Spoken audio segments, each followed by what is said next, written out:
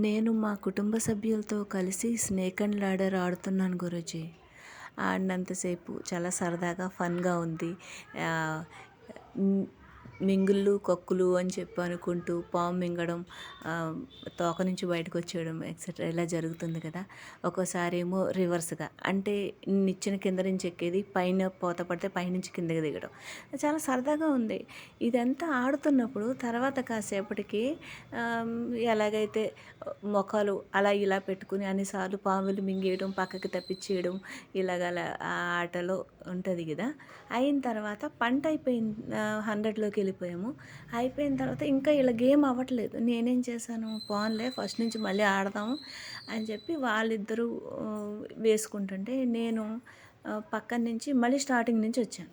అప్పుడు పావులు మింగినా, నిచ్చెనలెక్కినా ఏమైనా సరే నాకేం అనిపించలా. ఫీల్ రాలేదు. ఇదేంటి నాకేం అనిపించట్లేదు. ఫస్ట్ ఆడినప్పుడు ఎవరు ముందెళ్తారు, ఎవరెళ్తారు అనే యాంగ్జైటీ ఉన్నది, కంగారుంటది.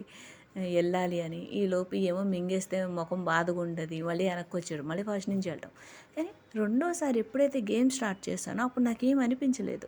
అప్పుడు అనిపించింది ఆధ్యాత్మిక స్థితిలో జీవితం యొక్క రహస్యం ఇదంతా శాశ్వతం కాదు అనే నిజం తెలుసుకుంటే మనల్ని ఆహ్, పాము, నిచ్చెన ఆటతో పోలుస్తారు ఇందుకే అన్నమాట అని. నిజంగా మీ దగ్గర కూర్చొని ఆడుకున్నందుకు మీరు ఆ జీవిత సత్యాన్ని తెలియజేశారు గురూజీ. జీవితం అంటే ఏం లేదు. ఇంకా ఆళ్ళు గేమ్ పూర్తయ్యే వరకు నేను ఇలా సరదాగా ఆడుతూ వచ్చాను. మధ్యలో నా ఆట ముగించేశాను. జ్ఞానులు ఎప్పుడు కావలిస్తే అప్పుడు శరీరాన్ని వదిలి ఎళ్ళిపోతారు. ఎందుకంటే వాళ్ళకి పాపపుణ్యాలు, కర్మలు లేవు. ఆల్రెడీ ముందు పంటయిపోయారాళ్ళు. చాలా థ్యాంక్స్ గురువుగారు. ఓం శ్రీ గురు రమణ.